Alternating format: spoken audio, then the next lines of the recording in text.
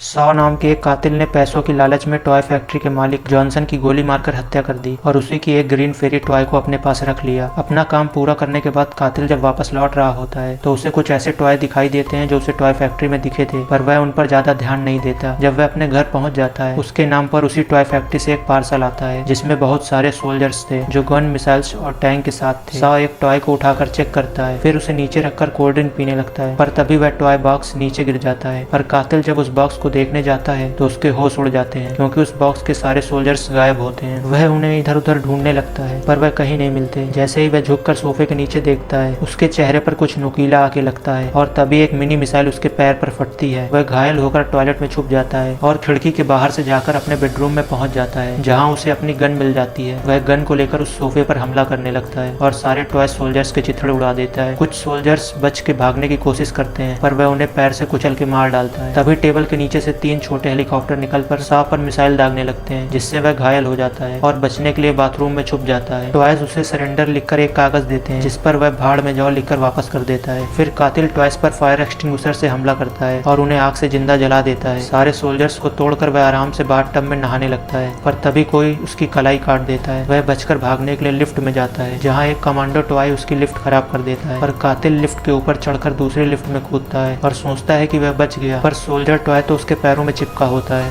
और बाहर आकर उसके सीने में चाकू घुसाने लगता है। पर कातिल मरता नहीं है। वह उस सोल्जर को उठाकर लिफ्ट के दरवाजे के बीच में रख देता है जिससे उसके सिर के टुकड़े टुकड़े हो जाते हैं। पर जब वह उस टूटे टॉय की गर्दन हटाता है तो उस पर एक बॉम्ब होता है जो फट जाता है और कातिल की मौत के साथ ही वह चुराई हुई हरी फेरी भी अपने आप नाचने लगती है।